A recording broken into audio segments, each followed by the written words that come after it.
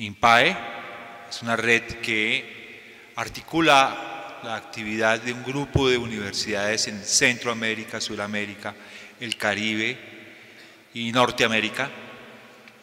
Este conjunto de universidades igualmente no solamente se convoca para poder movilizar aspectos que tienen que ver con la producción académica en la administración pública, con las interrogaciones sobre el fenómeno y el campo de las políticas públicas, sino que también moviliza otros tipos de dinámicas claves en términos de estas interacciones, no solamente articular o dar o generar puentes entre universidades, sino movilidad de colegas investigadores, de docentes, en momentos de estudiantes que se desplazan de unas universidades a otras, y esa movilización posibilita ir construyendo lógicas de comunidad y entendimiento entre quienes se ocupan del campo.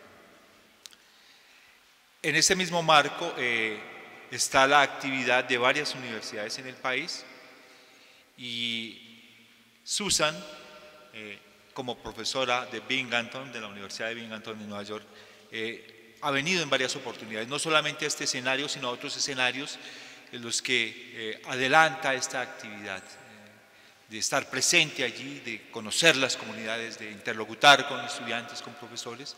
Entonces lo primero que quiero agradecer es a Susan y a la Universidad de Binghamton, igualmente por su nueva presencia aquí. No ha sido la única profesora, sino que hay varios profesores y también una movilidad con otros lugares como la Universidad de los Andes, como la Universidad Javeriana, que igualmente está en este tránsito.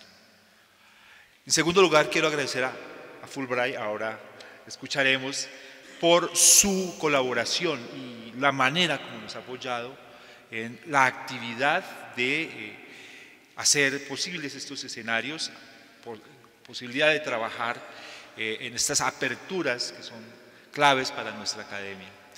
A la Escuela Superior de Administración Pública, por supuesto, porque la escuela igualmente es miembro de la red y ha ido consolidando en el tiempo de cerca de más de 6 años ya, este escenario por el que han pasado una multiplicidad de profesores, de estudiantes de otras universidades, además de niveles muy diversos, porque vienen estudiantes de las maestrías, de las especializaciones, algunos estudiantes de doctorado están acá, de los pregrados. Entonces es interesante este lugar de encuentro. Para el día de hoy entonces tenemos un diálogo que se articulaba desde 3 lugares. Cada uno de mis colegas y amigos se va a presentar ahora y va a señalar un poco el eje de su presencia en este lado y de su lugar para discutir el asunto.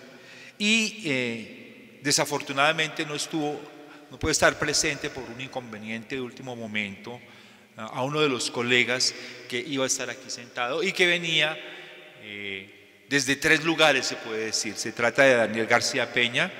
Él es historiador, se formó en Belmont Abbey en College, en Carolina del Norte. Él ha sido profesor y director del Departamento de Historia de la Universidad de los Andes, profesor de Ciencia Política en la Universidad Nacional de Colombia, en el Departamento de Ciencia Política. Es periodista, Daniel. Dentro de sus cargos ha trabajado como alto comisionado para la paz en Colombia entre 1995 y 1998, ha sido director distrital de Relaciones Internacionales de la Alcaldía Mayor de Bogotá y cónsul general de Colombia en París del 2012 al 2015.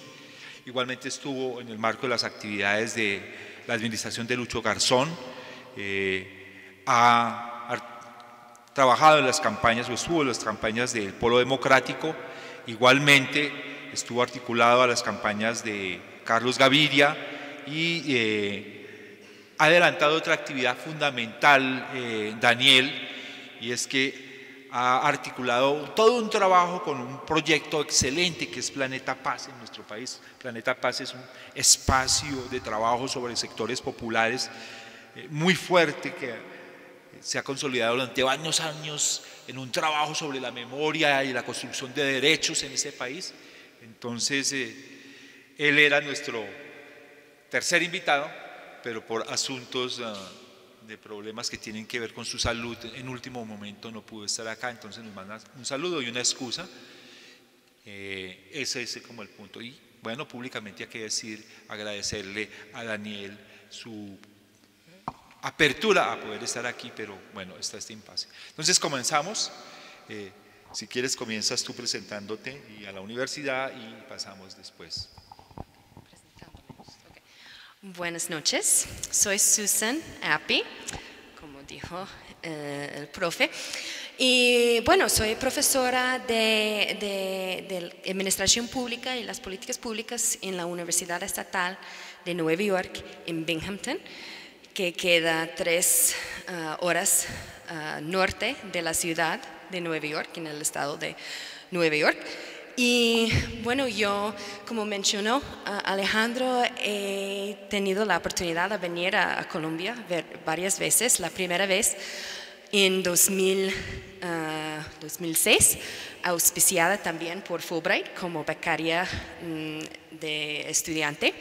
Y estaba tomando clases o dictando clases tomando clases en la Nacional y bueno, ahorita estoy enfocada en la región andina y mis investigaciones, y que voy a tocar un poquito sobre los temas, tiene que ver con las relaciones entre los gobiernos y las ONG, también la sociedad civil en el desarrollo, y también las políticas públicas hacia a las ONG, como las políticas públicas que están tratando de controlar o regular a las ONG me interesa. Y justo el tema de retiro de donantes o de la cooperación internacional, me interesa mucho el tema en general y cómo está influyendo las organizaciones de la sociedad civil, las ONG y otros tipos de organizaciones. Entonces yo creo que hasta ahí nomás para la presentación. Gracias. Buenas noches, muchas gracias a todos por participar en este foro Fulbright. Mi nombre es Sergio Sánchez y soy el coordinador de programas de investigación y docencia en la Comisión Fulbright en Colombia. Entonces me gustaría comenzar pues primero agradeciendo a la Facultad de de Ciencia Política de la Universidad Nacional de Colombia por pues primero la organización de este evento y también por haber participado en la convocatoria del programa Fulbright US Specialist, pues a través del cual es posible que pues hayan podido contar con la presencia de la profesora Appy.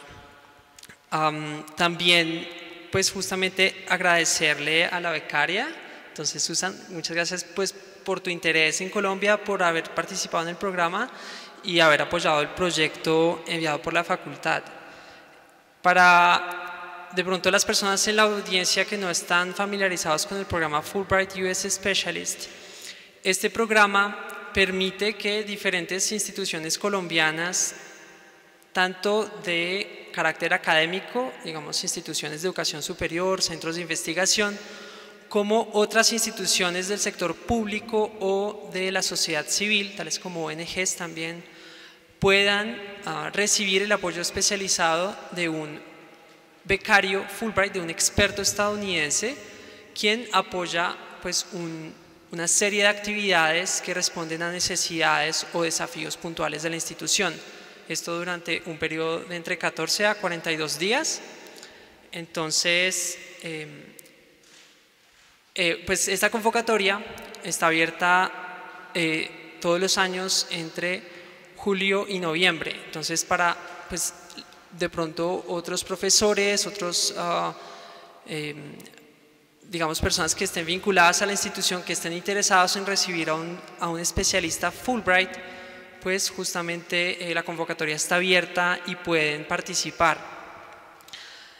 Este programa promueve nuevas formas de cooperación, nuevas formas de colaboración académica también, y fortalece las capacidades institucionales de pues justamente las organizaciones o las entidades que reciben a los becarios Fulbright, y promueve procesos de internacionalización del campus.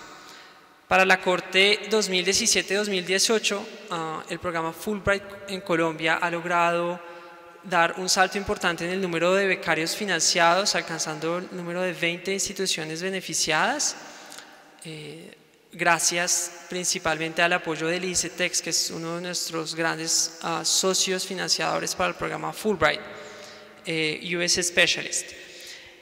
También me gustaría destacar, la Comisión Fulbright en Colombia está cumpliendo 60 años en 2017, entonces pues estamos organizando una serie de eventos justamente para conmemorar esto, entre ellos varias cátedras Fulbright con exbecarios.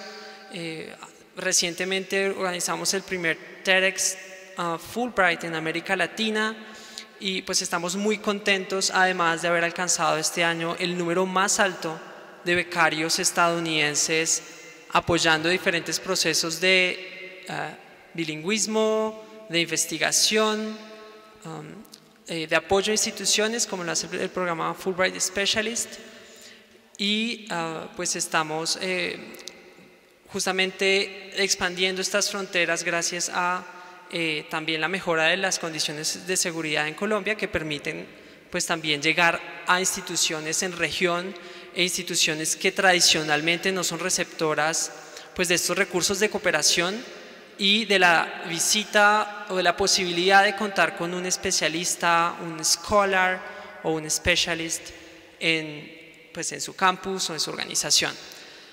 Entonces, eso es todo. Me gustaría agradecer a todos nuevamente por su participación.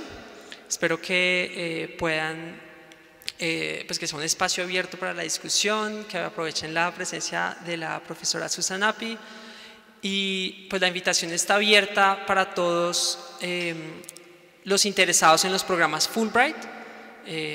Siempre nos pueden escribir, las invitaciones a que conozcan los programas y visiten nuestra página web. Muchísimas gracias. Eres muy amable. Bien, entonces voy a señalar rápidamente la dinámica de trabajo que tendremos.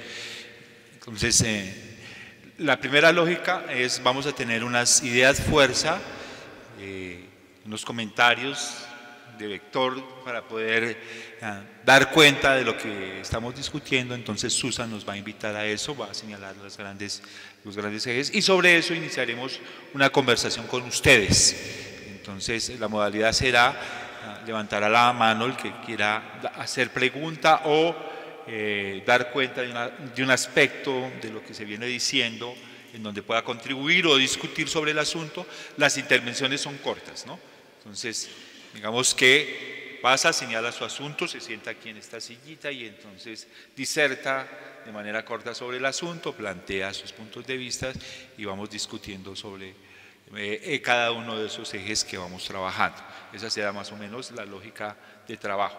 Dado que no está el día de hoy Daniel por el impasse que hubo, entonces de alguna manera buscaremos igualmente, o estaré aquí también a punto para poder perfilar también algunas preguntas o algunos asuntos que tengan que ver con los ejes de discusión que están propuestos en la agenda del día de hoy. Bien, nuevamente agradecerle su presencia y iniciamos pues con Susan y los ejes fundamentales del trabajo que vamos a presentarse del espacio de discusión que se abre la noche de hoy. Okay. Bueno, entonces el tema que vamos a estar avanzando tiene que ver con el retiro de la cooperación internacional, ¿no es cierto? Y lo que me interesa a mí, más que todo en mis investigaciones, es cómo están afectadas las ONG y la sociedad civil. Pero antes de llegar a eso, tal vez en la conversación, quiero plantear qué estoy diciendo cuando digo el retiro de la cooperación internacional. Y bueno, tenemos varios ejemplos en la región América Latina de cambios y retiros por parte de la cooperación internacional, más de agencias de ayuda. Por dar un ejemplo nomás, en 2015 la cooperación danesa salió de Bolivia debido a una reducción de recursos y un cambio de estrategia por parte del gobierno danés, ¿no? querían ya empezar a centrar el gobierno de NES en las regiones africanos o países africanos y países en Asia. Y bueno, eso es un ejemplo y voy a tocar algunos otros ejemplos, pero lo que quiero explicar un poquito son los factores que tienen que ver con los cambios de la cooperación internacional. ¿Me explico? ¿Me están entendiendo? ¿Sí? Ok. Bueno, entonces yo voy a plantear como 5 factores, tanto económicos como la designación de renta media de la mayoría de los países en América Latina y también la crisis de 2008, aunque ya hace 9 años, como eso tenía muchas implicaciones para la cooperación internacional y factores políticos como la eficacia cuestionada de la ayuda, la militarización de la ayuda y los cambios geopolíticos. Todos estos factores tienen que ver con, yo diría, el retiro de cooperación internacional. Bueno, entonces, como sabemos, eso, como muchos países de las regiones en desarrollo ya han graduado, supuestamente, a ser países de renta media, ¿no? Eso tiene que ver con un método Atlas del Banco Mundial que identifica los países de renta media basado en el ingreso nacional bruto. Bueno, y lo que pasa es como con ya designación la cooperación por las políticas de la cooperación internacional cambia su elegibilidad. Esta palabra no puedo decir, qué pena, perdón. Entonces, lo que estamos viendo es que por las políticas, por las agencias de ayuda de los países del norte, como por sus políticas está saliendo por esta graduación de renta media. Bueno, podemos hablar un poquito más qué quiere decir eso si les interesa más adelante. Otro factor económico que tiene que ver con la crisis financiera de 2008, ya hace como 9 años. Bueno, la crisis seguido por el incumplimiento de las grandes corporaciones de los Estados Unidos, lo siento, y el riesgo de solvencia para muchas partes interesadas del sistema financiero.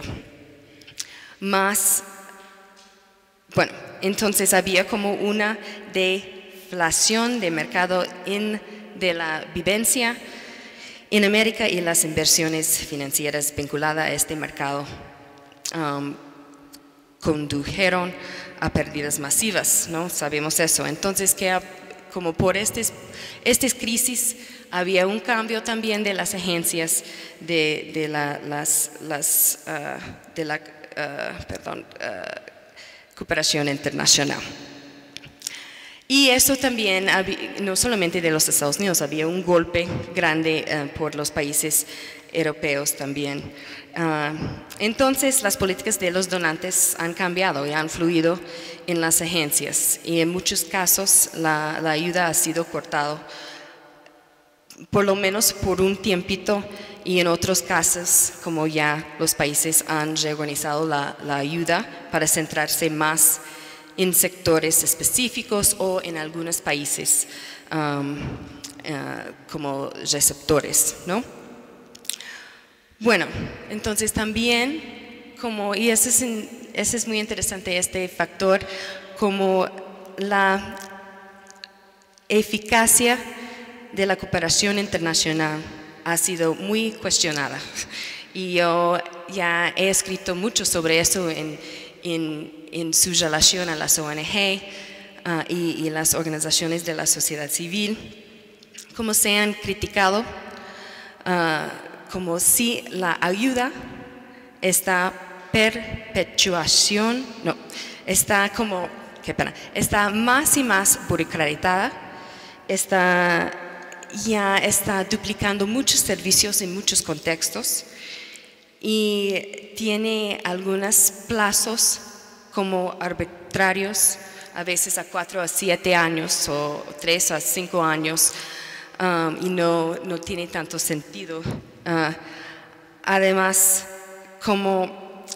había algunas críticas muy fuertes hay un académico que se llama Michael Edwards que ha criticado mucho la brecha que está causando la cooperación internacional entre las organizaciones de base y las ONG. Y puedo hablar un poquito más sobre eso porque ese es un tema que me interesa mucho y tiene que ver con el retiro de cooperación internacional y el papel de las ONG, ¿no? Que es su papel de verdad en la cooperación. Bueno, tal vez estoy hablando demasiado, pero yo quiero plantear también la militarización de la ayuda, que eso tiene una historia muy grande en América Latina y más bien en Colombia, ¿no? Yo diría. No hay una definición universal de la militarización de la ayuda, pero estamos viendo algunas estrategias de desarrollo que sí se mezclan con una tendencia de militarización. Por ejemplo, y eso pasa por las agencias de cooperación de los Estados Unidos, desde los ataques de 11 de septiembre, la ayuda del gobierno de los Estados Unidos sí se ha convertido en una herramienta muy instrumental de relaciones exteriores para combatir el terrorismo y, como dije, como haciendo una mezcla de la estrategia de guerra con la estrategia de desarrollo. También en América Central hay una historia muy fuerte de la militarización de la ayuda en países como México y en Honduras, que se han relacionado con la lucha contra actividades de narcotráfico. Eso también hemos visto en Colombia y dice que la ayuda al final ha aumentado, hay muchos estudios que dice ha aumentado los crímenes violentos y el desplazamiento de personas en la región. Como puedo mencionar el Plan Colombia a través de los Estados Unidos, que representa más o menos de la región, dice 40% de la ayuda que llega a América Latina, algunas cifras dicen, y claro, es una alianza muy estratégica, entre los gobiernos para combatir las drogas mediante el fortalecimiento de gobernanza, la seguridad y el desarrollo social en el país. Entonces, este es como un factor, tiene que ver con las críticas de la cooperación internacional, ¿no? La militarización de la ayuda como un factor por qué está cambiando hoy en día la cooperación, yo diría. Y al final voy a plantear algunos como cambios de políticas como del gobiernos que sí están recibiendo la ayuda y también los gobiernos del norte, por decir, que están como son donantes, que había, como por ejemplo en estos años, 10 años más o menos, los gobiernos de izquierda de los países por la región han hecho algunas políticas entre ellos, como por ejemplo el esfuerzo de la integración regional ALBA, que tiene como 11 países que han hecho entre ellos un compromiso y una política a expulsar la agencia de los Estados Unidos, de USAID, en 2013, en Bolivia lo hizo, porque supuestamente el USAID estaba apoyando a algunas ONG quienes estaban apoyando a los grupos indígenas y en algunos protestos de tierras indígenas y el uso de algunas tierras indígenas por desarrollo, en este caso por un carretera, se dice, creo. Y en 2014 en Ecuador había también, salió USAID por estas razones de ALBA y bueno, son algunos ejemplos como por los geopolíticos en la región, que por qué ha cambiado un poquito como como entendemos la cooperación internacional. Bueno, yo quiero plantear como 5 factores, no sé si expliqué bien, pero estos 5 factores es lo que me interesa, porque estos 5 factores tienen que ver en cómo está llegando la cooperación internacional a las ONG, o si no está llegando, y qué significa eso para las ONG y por el cambio social y por los otros tipos de organizaciones en la sociedad civil, qué significa. Y ese es el camino que voy. Ya he hablado en algunos escenarios donde estaban ustedes, entonces tienen una idea de lo que me interesa de estos temas. Ya, profe, ¿qué tal? Ok. Ya, creo que quiero como hacer un pausa ahí, como para tal vez puedes tener algunas reacciones o... Bueno, ¿alguien tiene alguna pregunta antes de pasar para que se amplíe algunos de los ejes que ha planteado Susan? ¿Considere que es necesario ampliar o reconsiderar? ¿O todo ha sido absolutamente claro, transparente?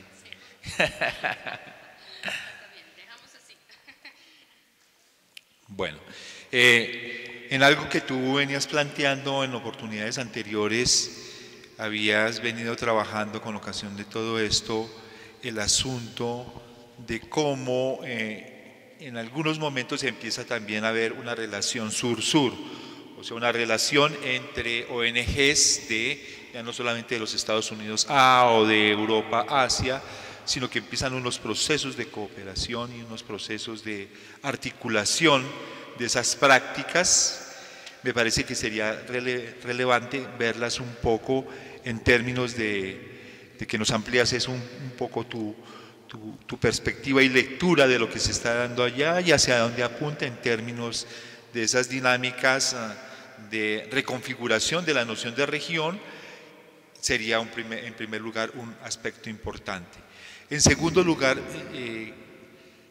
sería interesante saber en qué eje se trabaja esa relación, o sea, cuáles son los asuntos de intercambio, de múltiple ayuda o de ampliación que se plantea en esas dinámicas interregionales.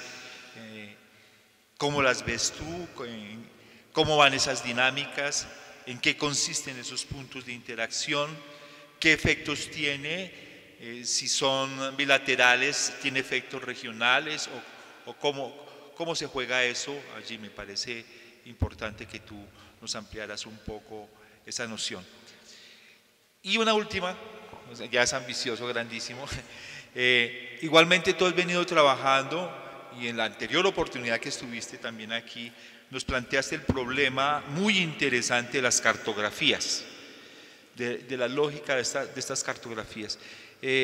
La pregunta es como una pregunta más bien de lógica investigativa.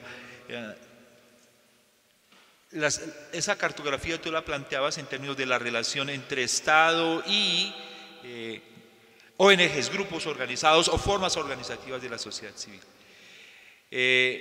Mi pregunta es si a partir de esta relación sur-sur igualmente se empezaría a abrir un poco la noción de otras trayectorias de cartografía en términos de lo que tú estás encontrando, de lo que tú estás trabajando.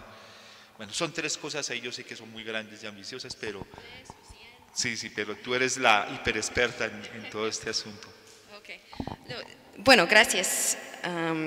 Sí, el tema de cooperación sur-sur me interesa mucho y está ya parte del discurso de la cooperación internacional tradicional y está ya entrando en el discurso y yo creo que va a tener ya está teniendo una influencia, pero lo que falta es que la cooperación sur-sur no hay tanto ejemplos documentados sobre cómo están involucradas las ONG. Y eso es lo que me interesa y siempre pido al público, si alguien por ahí conoce o está trabajando en un proyecto que tiene que ver con la cooperación sur-sur y tiene que ver en una manera con una ONG o algunas ONGs, que me diga, porque estoy como buscando ejemplos, porque las ONG, he estado desde 2002 trabajando en la región andina con ONG, ¿no? Y otros tipos de organizaciones, trabajando y también investigando, colaborando y todo eso.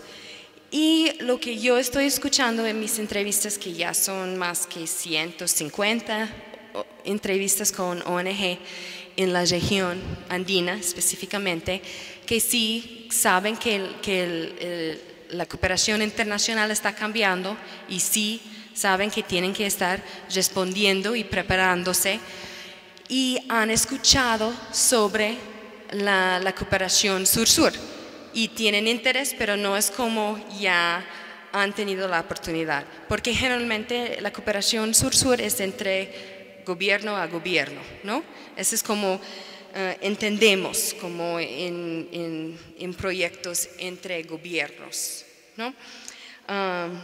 Y para explicar un poquito qué es la cooperación sur-sur, es un intercambio de soluciones para el desarrollo, claves para el desarrollo, y estos intercambios puede ser de saber, de conocimiento, de buenas prácticas, de educación, digamos, intercambio de educación y recursos también. Pero lo que supuestamente es diferente es como la manera de tener la relación, que cuando pensamos en la cooperación internacional tradicional, estamos pensando no todos, pero algunas de nosotros pensamos en el imperialismo, la militarización, como mencioné, y también como ayuda bajo de condiciones.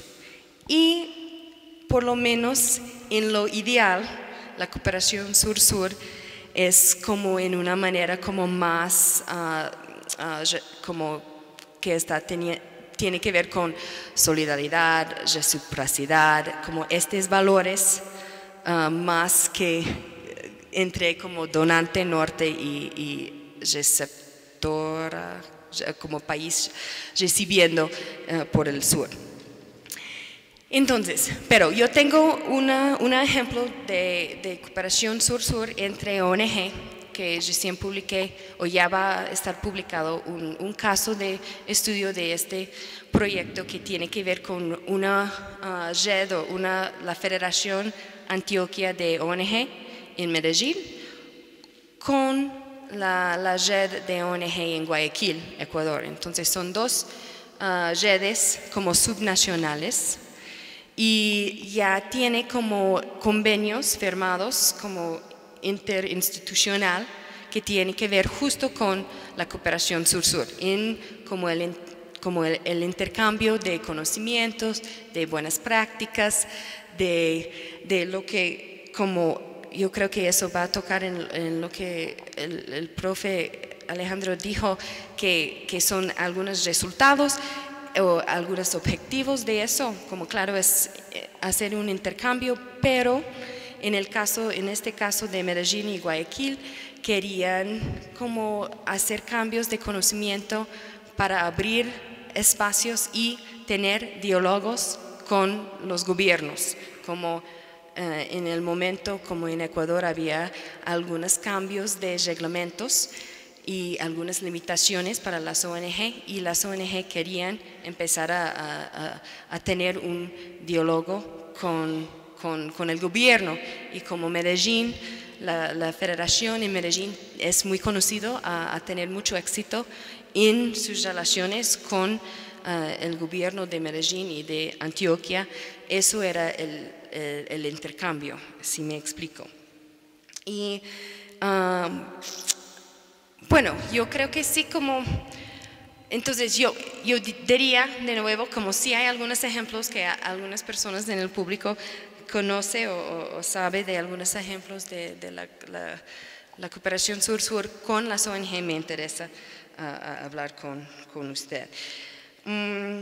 Bueno, yo creo que, no sé, yo creo que eso sí tocaba sobre cooperación sur-sur. Quiero mencionar, también me interesa cooperación sur-norte, que hay algunos ejemplos de eso que ya sabemos, como por ejemplo presupuestos participativos, como nació lo que dicen en Brasil, ¿no? Y ya estamos viendo en más que 1.500 localidades este modelo que nació en Brasil, ¿no? Hasta en los Estados Unidos hay varios ejemplos. En Medellín es muy conocido y tal vez por Bogotá también. Pero lo que me interesa es que sí, no hay tanto por la vista académica, por lo menos no hay tantos ejemplos y casos ya documentados sobre norte-sur. Y ahorita estoy con algunos estudiantes doctorados en los Estados Unidos y con colegas en Ecuador. Estoy haciendo un ensayo que está tratando de usar este marco de cooperación sur-norte con el caso de Ecuador, porque en estos últimos 10 años había muchos cambios en la política, en varios sectores, como en educación superior, en comunicación y también en las ONG. Entonces había varios decretos que ya está tratando de, bueno, según algunas personas, está tratando de no solamente controlar y regular a las ONG, pero limitar su acceso al espacio público, el espacio de debate sobre los temas de desarrollo social y temas ambientales y temas sobre los derechos humanos, etc. Entonces, en estos 10 años, las ONG ahí en Ecuador han tenido que movilizarse y poner adelante algunas estrategias para las ONG, para de verdad sobrevivir y buscar otros caminos a tener incidencia, ¿no?, a las políticas públicas. Y bueno, entonces, lo que estamos viendo en los Estados Unidos ahorita también es un nuevo gobierno que está amenazando mucho algunos sectores de las ONG en los Estados Unidos. Entonces, ¿qué puede la sociedad civil de los Estados Unidos aprende de las experiencias de Ecuador? Y claro, hay diferencias, pero yo creo que como conociendo tanto este caso en los últimos 10 años en Ecuador, yo creo que hay algunas lecciones aprendidas de las ONG en Ecuador que pueden estar compartiendo con las organizaciones en los Estados Unidos. ¿Me explico? ¿Sí? Ok. Y eso, bueno, la otra pregunta tenía que ver con los mapas. Los mapas. Sí, eso me interesa también. De verdad, eso era mi tesis de doctorado hace algunos años, y yo hice un estudio comparativo entre Ecuador y Colombia y sobre las herramientas políticas hacia a la sociedad civil, a las ONG.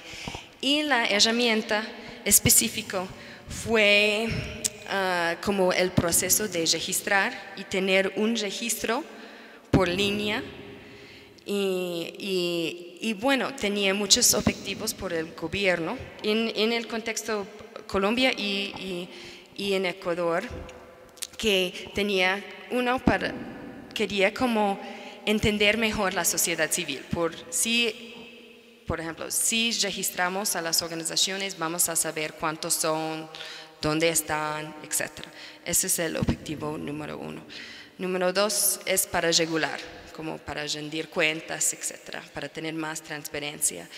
Y número 3, como objetivo, fue para tratar de evitar la duplicación de servicios, como es un problema, yo diría, con las ONG y con la cooperación internacional en general. Y si sabemos, como la idea es, si supiéramos dónde están trabajando todos, como en una mapa,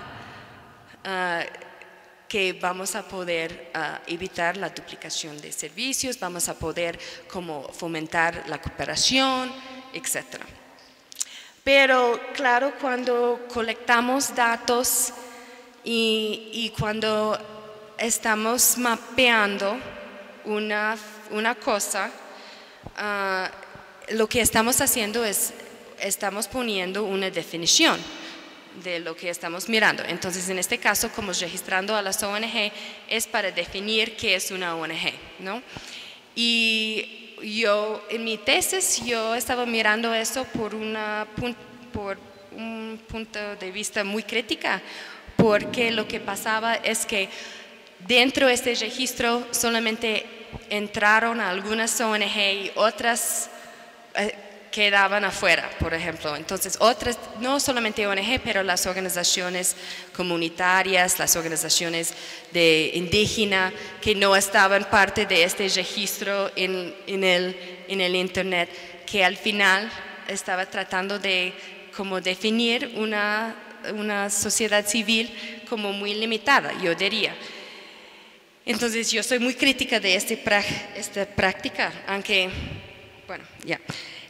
Pero lo que es interesante es cómo yo estaba viendo cómo estaban respondiendo las ONG a estas herramientas políticas, como estos mapeos por línea que estaba manejando los gobiernos aquí en Bogotá y a nivel nacional en Ecuador. Y la manera de reaccionar es algunas ONG estaban haciendo sus propios mapeos, como tratando de tener otro registro, otro proceso, mucho más pequeña, pero para mostrar un diferente tipo de sociedad civil, si me explico. Y entonces, de verdad, no recuerdo qué fue la pregunta específica sobre estos mapas, pero yo lo que puedo decir es que yo veo una dinámica muy interesante en cómo quién tiene la responsabilidad y el poder de definir y registrar la sociedad civil, las organizaciones de la sociedad civil, el gobierno o las organizaciones mismas. Y esta dinámica, eso es lo que me interesaba mucho en mi tesis de doctorado y que sigo haciendo, porque al final es como quién tiene el poder de definir qué es una ONG, qué es una organización comunitaria, quién es una organización indígena. Y yo pregunto, de verdad, no sé la respuesta correcta, porque no sé, pero con estas herramientas políticas estamos tratando de definir qué es la sociedad civil. ¿Ya? Y había una tercera pregunta, pero no, creo que dijiste 3 preguntas, pero tocaba 2 temas. ¿Cómo? Bueno. Sí, estaban inicialmente estas 2 preguntas, sobre todo la de la relación sur-sur, que era un elemento clave. El segundo asunto de estos mapeos. No sé si quieres profundizar un poco también en un asunto que está articulado a eso, y es un poco la dinámica que han jugado algunas dinámicas del Estado para regular o para dar cuenta de hasta dónde llegan, qué son, o para poderlas monitorear o cosas así en sus alcances, que es fundamental, o sea, porque también introduce como un problema interesante allí, y es en qué medida con ocasión de eso, de esos tipos de prácticas, se puede llegar a establecer ciertos límites a las actuaciones o determinar cierta naturaleza de los grupos, y entonces poder acceder o no a posibilidades o no en términos de entonces cómo se juegan esas dinámicas de estatidad frente a el actuar de las ONGs, en momento también cómo pueden contribuir o no desde lógicas a esas cartografías y sus efectos, que me parece que es relevante y que tú has también interrogado un poco eso. Bueno, sí, como el tema de la regulación hacia hacia las ONG, ¿qué quiere decir? Yo creo que primero yo voy a como revisar qué es regular a las ONG, ¿no? Y generalmente tiene como 3 componentes. Una es, un componente es, hay obstáculos o cómo se puede sacar su persona jurídica, ¿no? Cómo puede entrar el mercado de ONG, como debe haber un proceso, ¿no? Como ya explicado por el gobierno. Ese es como un componente de regular a las ONG. 2 debe haber como un tipo de rendiciones de cuentas que los gobiernos tienen que responder dónde vienen sus recursos financieros, quiénes son sus donantes, si hay donantes o si tienen como una empresa social, por ejemplo, que sí es una manera para generar fondos para su misión, sus objetivos, ¿no? Y entonces tiene que ver con rendiciones de cuentas y como su financiamiento. Y en tercer lugar es como debe haber algunas regulaciones que tienen que ver con hasta qué punto puede participar en lo político, ¿no? En incidencia a las políticas públicas, a qué tipo de relaciones puede tener, por decir, a los partidos políticos. Debe haber algo de regulación de eso. Entonces, esos son los 3 componentes, yo diría, y varias personas dicen sobre la regulación a la sociedad civil. Entonces, tenemos muchos casos que estas como líneas de regular, los gobiernos están poniendo para limitar el trabajo, la incidencia, la acción de las ONG. Como en los últimos 2 años había más que 100 países que han hecho un cambio hacia limitando a las ONG, ¿no? Entonces, más que la mitad de los países en el mundo están poniendo restricciones a cómo están generando recursos, a cómo pueden participar en las políticas públicas, están poniendo obstáculos a entrar al mercado, por decir. Y entonces hay como un debate muy grande a nivel mundial sobre como diríamos en inglés, shrinking space, como el espacio está reduciendo para las ONG y qué implicaciones va a tener eso. Entonces, bueno, eso quería tocar porque mencionaste la regulación, que es muy importante. Claro, sabemos que un gobierno lo más básico es dar derecho a expresarse y también dar derecho a organizarse, ¿no? Ese es como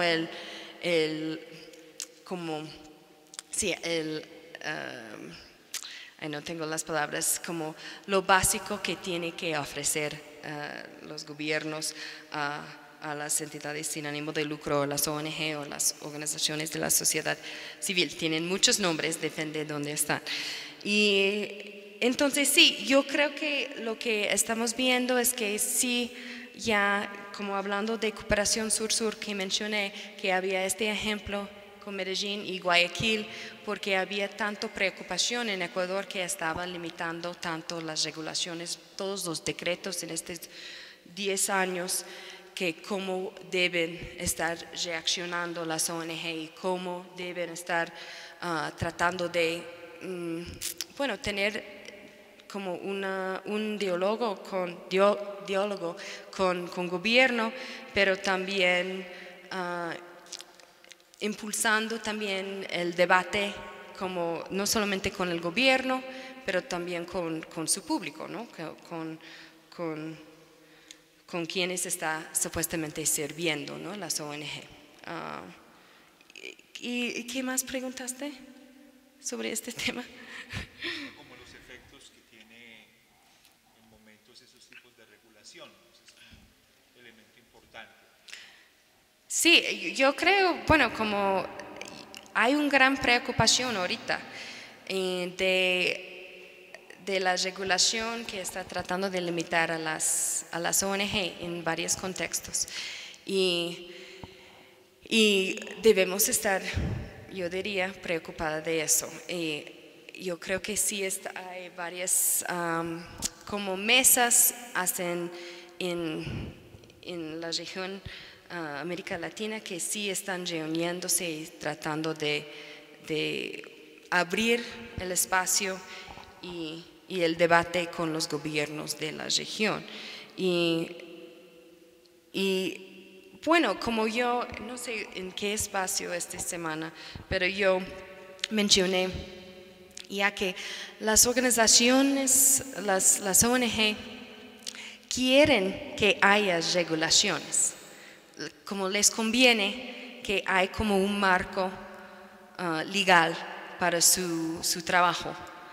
Y yo diría que la mayoría están como dispuestos a aceptar eso, porque les conviene, porque puede mostrar a sus públicos que sí están cumpliendo con la ley, pero la ley tiene que ser como adecuada a sus acciones y cómo están generando financiamiento y bueno, no tan limitados, ¿no?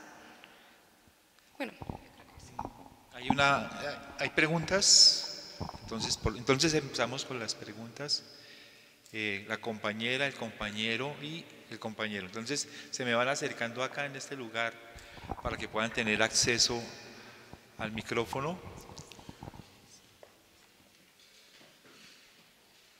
Vayan pasando para que no nos demoremos demasiado. Entonces sí. Perdón un segundino, yo me hago acá. Y ya es un asunto de ustedes dos. Muy buenas noches a todas y a todos. Muy buenas noches. Bueno, pues la pregunta que tengo es en dos aspectos. La quiero inclinar en dos aspectos.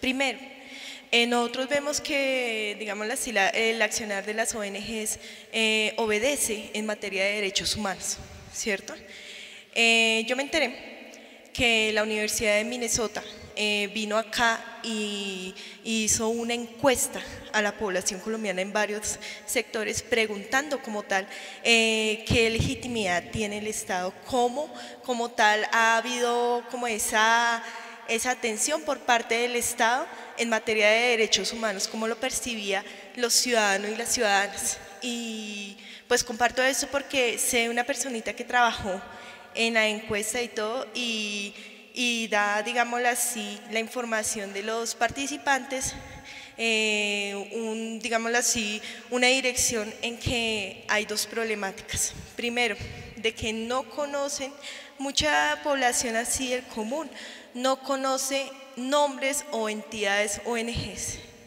En segundo lugar también, de que en la parte de la legitimidad del Estado no se está viendo reflejada en materia, no está viendo reconocida por parte de la población, puesto de que, digámoslo así, hay mucha impunidad, ¿cierto? Y pues ya en segundo lugar, me gustaría saber también cuál ha sido de pronto cosas que usted se haya enterado, doctora, en materia de qué perspectivas tienen las ONGs o qué línea van a seguir en cuanto a este proceso de posconflicto que se va a enfrentar acá en Colombia. Muchísimas gracias.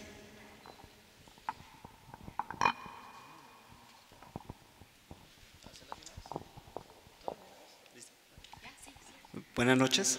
Mi pregunta es un poco puntual a una observación que tú haces sobre el tema en la sociedad civil de la duplicidad de los servicios. Duplicidad de los servicios. Cuando lo planteas se ve como algo que es por parte negativo, donde las ONGs pueden entrar a operar en ese espacio o en esos escenarios de la sociedad civil. Referente a eso y viendo la problemática de cada país, ¿cómo se sistematiza o cómo se mide o cómo impacta una ONG en ese tipo de escenarios? Porque obviamente son escenarios distintos.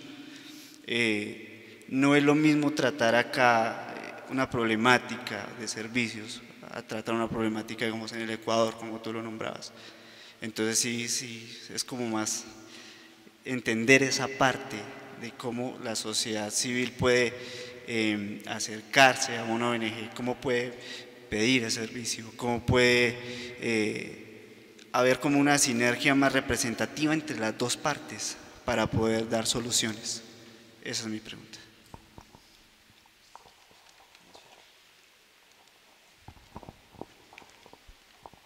Buenas noches a todos.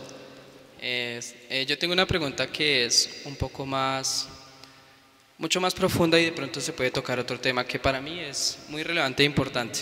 El compañero trata en su pregunta de cómo entender cómo la población civil se acerca a la ONG. Mi pregunta es el viceversa. ¿Cómo la ONG se acerca a la población? ¿Cómo ese estudio de cartografía y demografía, e incluso, porque para hacer un plan de inversión, sea que con recursos de cooperación o recursos públicos como tal, se genera un estudio? Mi pregunta es lo siguiente: ¿qué seriedad tiene la ONG en la reservación de esa información obtenida?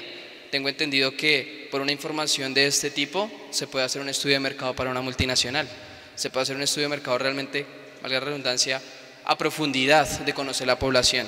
Generalmente una ONG llega a un lugar, el tema de estudios demográficos, cartográficos, económicos, de microeconomía en los sectores, obviamente genera una información de gran valor para el tema del mercado.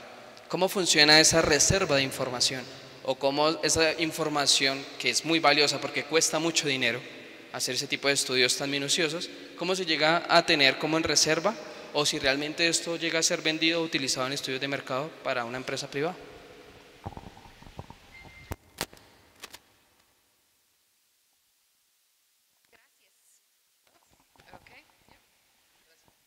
Gracias. Ok. Bueno, voy a tratar de tocar los temas o las preguntas.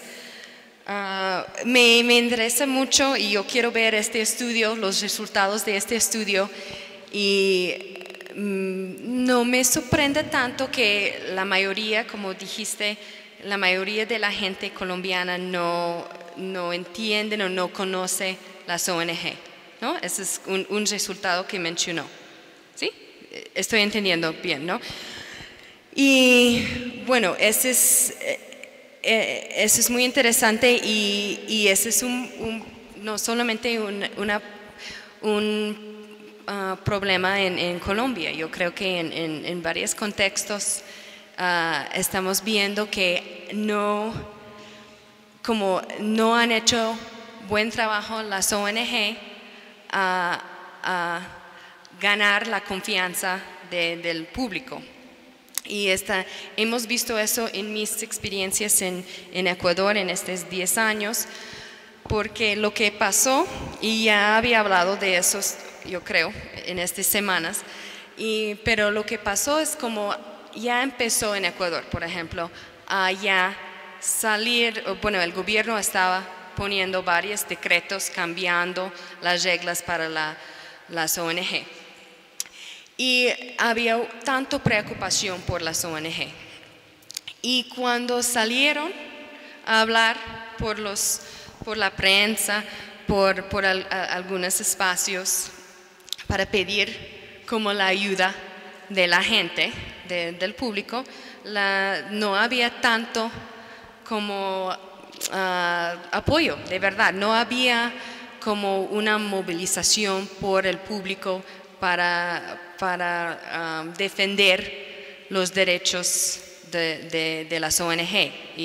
Y eso era como un choque y de verdad, una sorpresa de una manera para las ONG, porque ya han estado trabajando algunas por más que 50 años en Ecuador.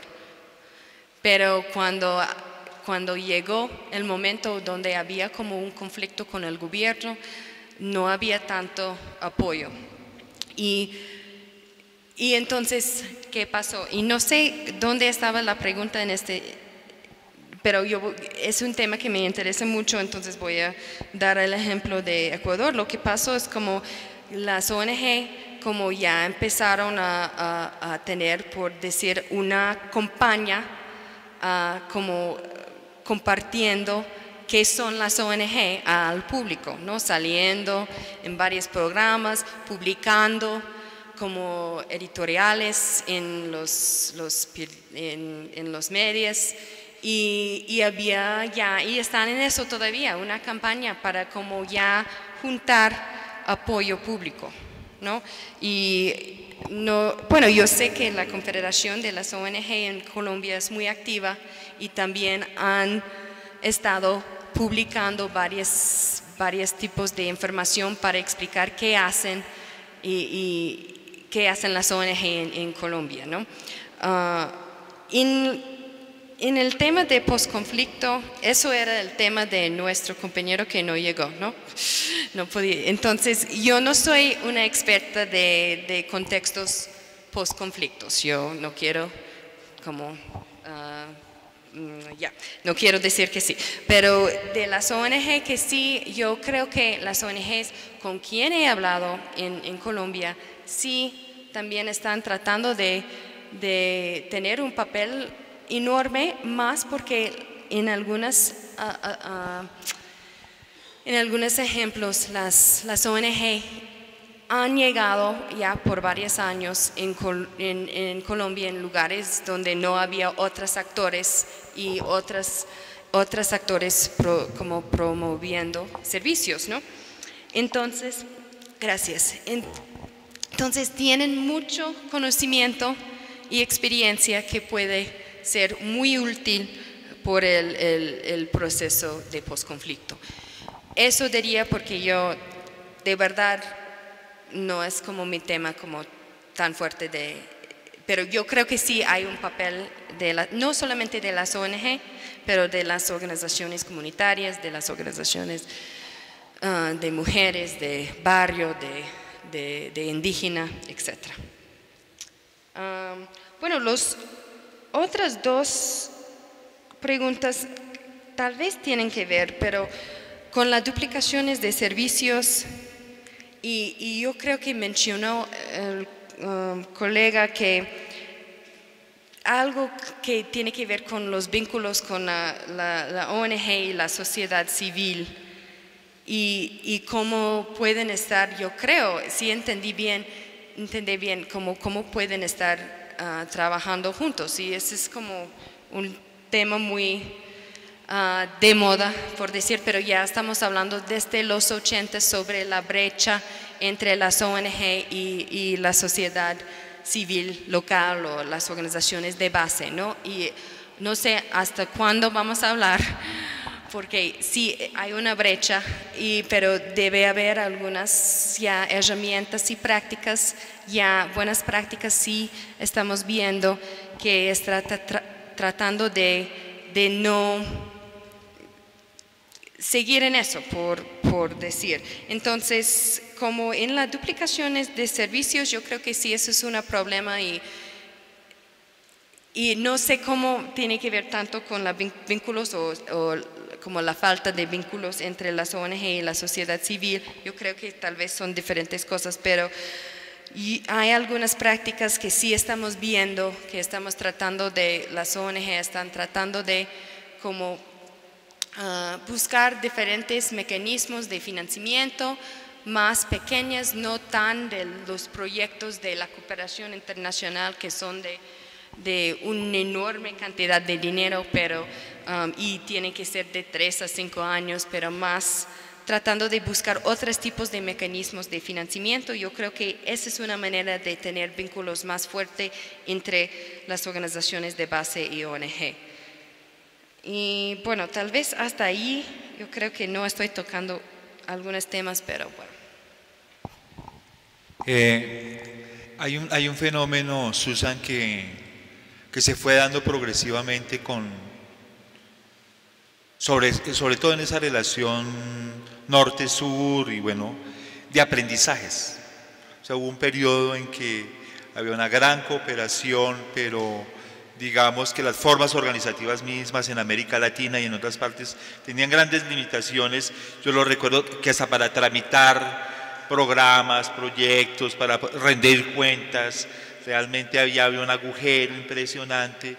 No había una experiencia de gestión, no había una experiencia de articulación y de movilización de eso. Habían como esos aprendizajes y había allí una dificultad un poco en esas cooperaciones en un momento dado, pero creo que eso fue avanzando y se fue transformando y hoy se encuentran ONGs claramente consolidadas en términos de sus aprendizajes en cómo gestionar, cómo abrirse a espacios específicos, cómo ampliárselas.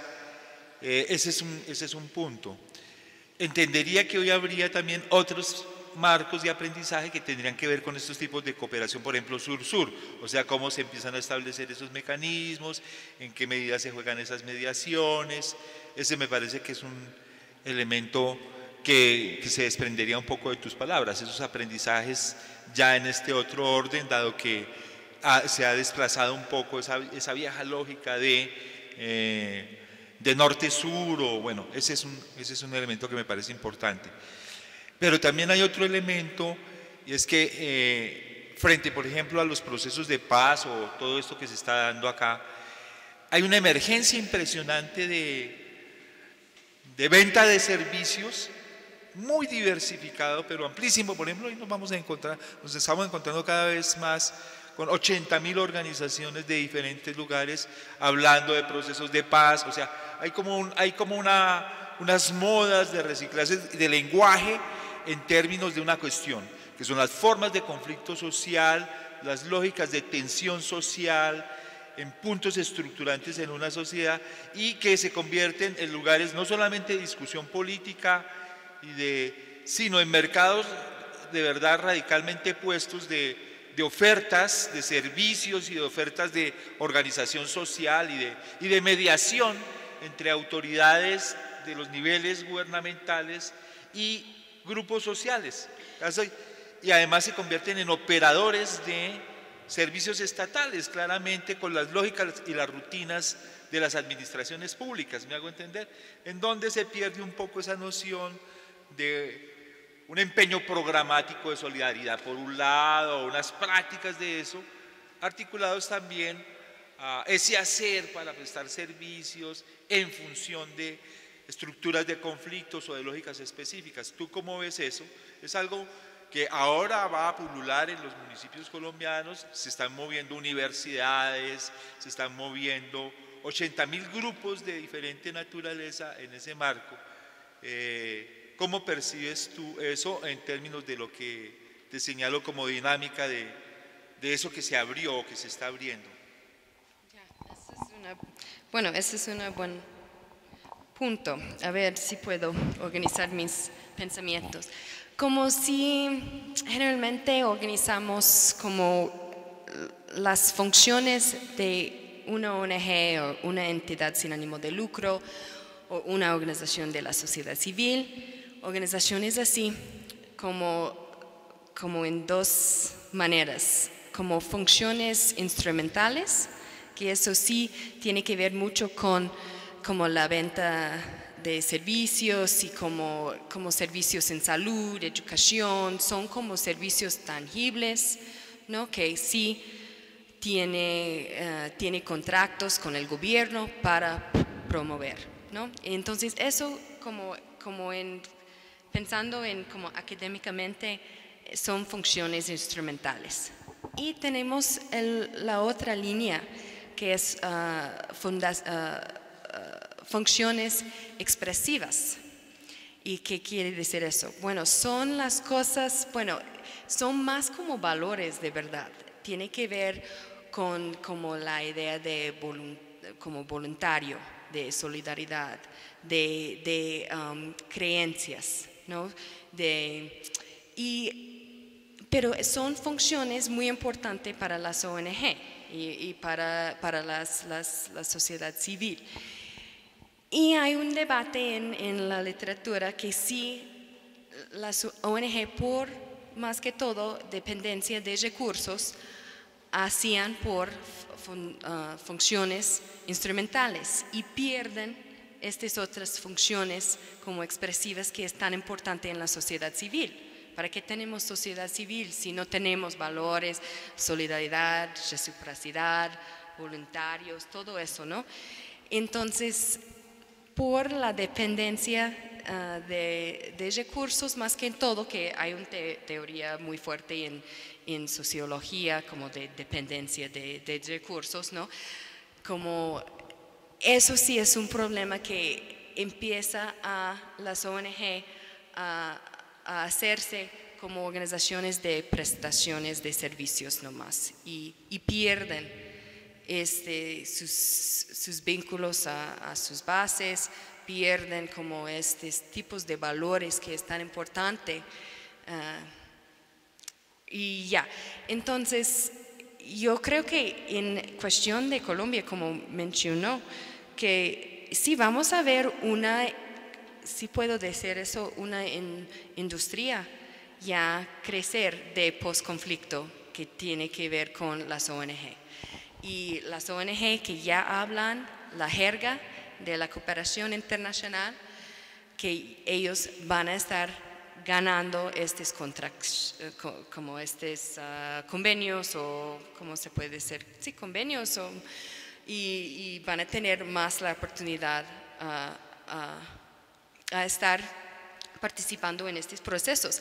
Y como personas aquí tenemos que ya asegurar que eso no pasa, de verdad, que todavía como pensamos en las funciones expresivas de la sociedad civil que son tan importantes para los cambios sociales, porque ya, nunca vas a tener cambio social con un proyecto de 3 a 5 años, eso no va a pasar, lo siento.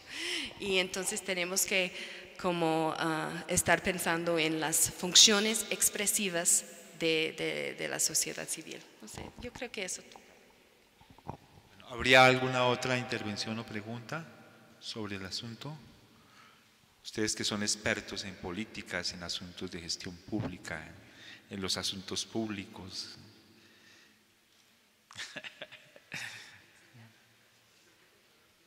Por favor, sigue.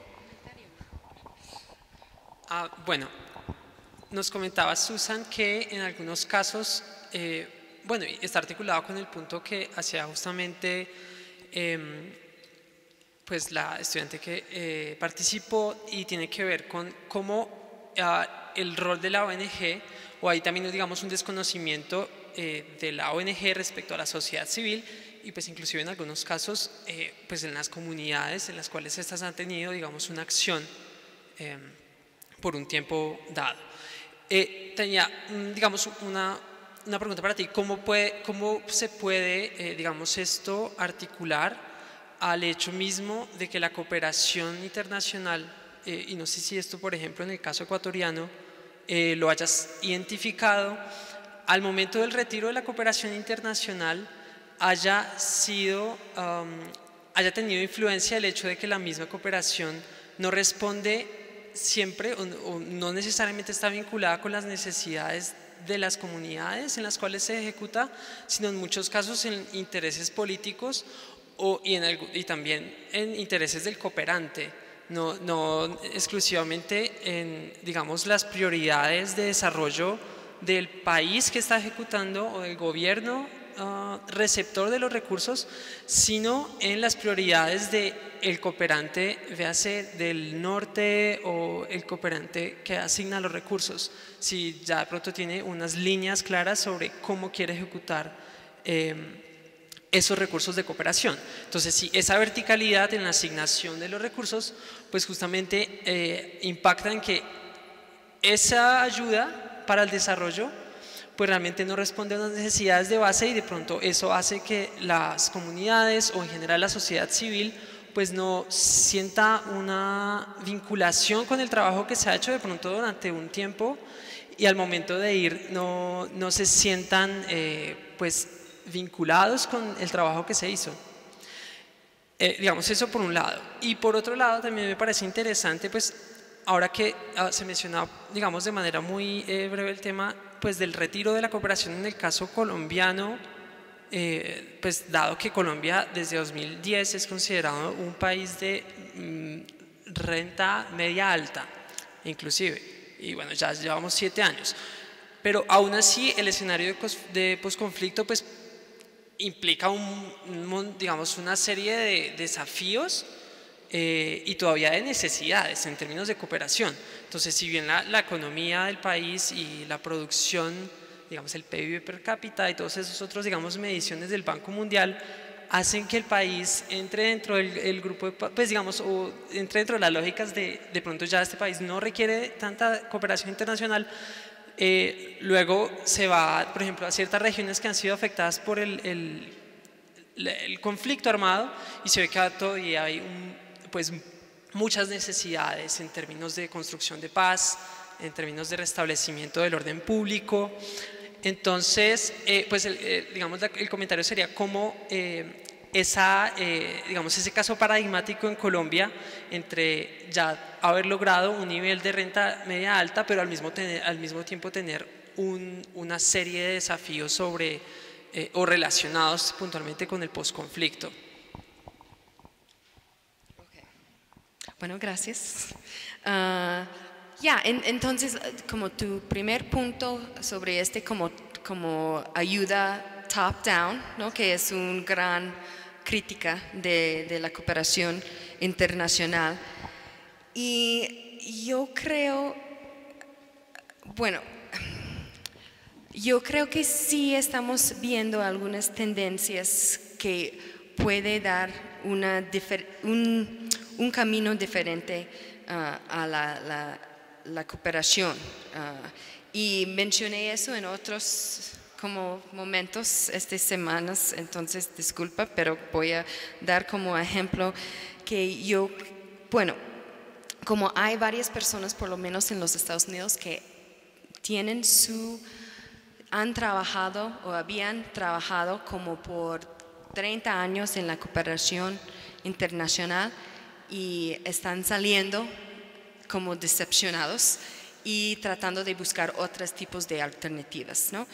Y lo que yo creo que sí tiene, no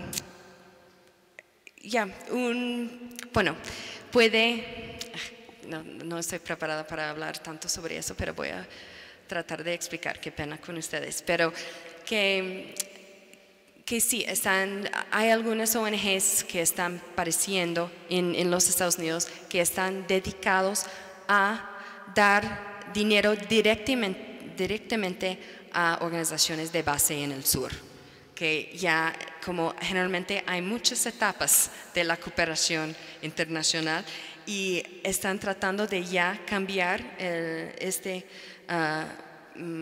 paradigma y como tener vínculos directamente a las organizaciones de base y tener confianza en las organizaciones de base. Y una razón que por qué la cooperación internacional es tan burocratizada es porque hay una necesidad supuestamente de rendir cuentas y no hay tanto confianza, de verdad. Y lo que yo pienso que algunas ONGs que se llama Thousand Currents, Spirit International, Trickle Up, son organizaciones que están tratando de decir, bueno, lo que hemos estado haciendo, como diríamos en inglés, business as usual, no está funcionando.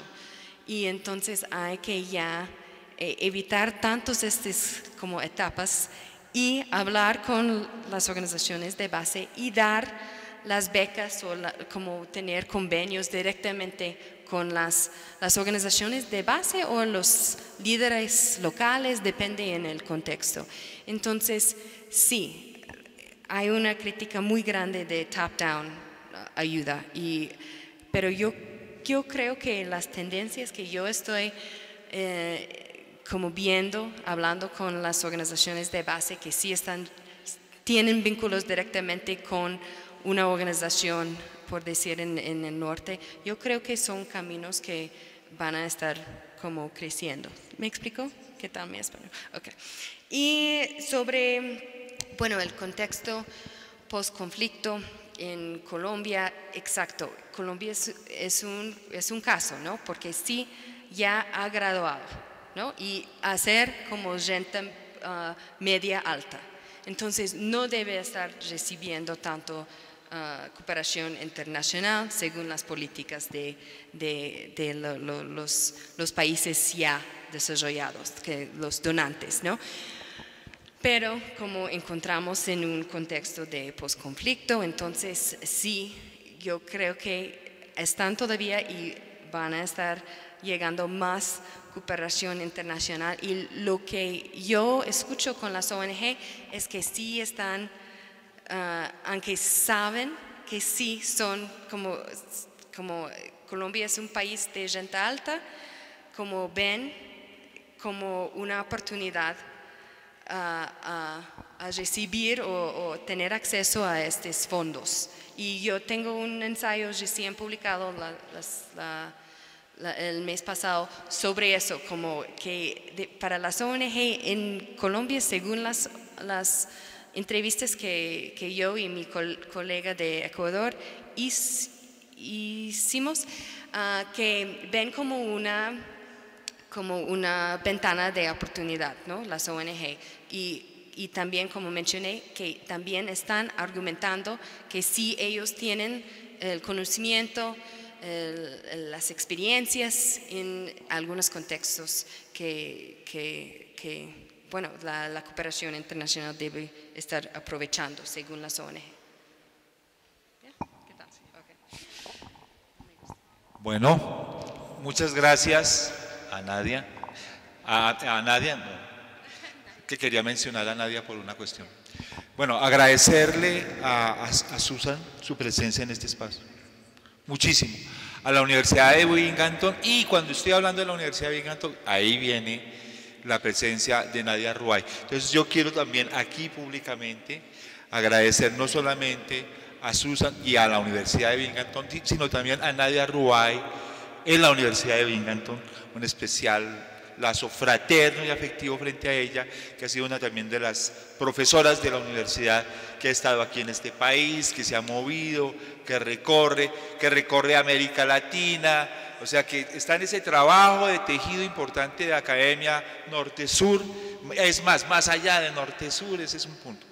A Fulbright, por supuesto, por toda su colaboración, a la escuela, a cada uno de ustedes, a los estudiantes de la Universidad Nacional que están acá, a los estudiantes de la ESA, a los estudiantes de los Andes que están acá, porque eso es lo que nos construye como comunidad. Entonces, muchas gracias a todas, a todos, a la ESAP, por esa colaboración en ese espacio generador de Fulbright, de INPAE y de estas universidades que logran construir ese tejido académico, social y de intercambio. Bueno, nos vemos. Gracias.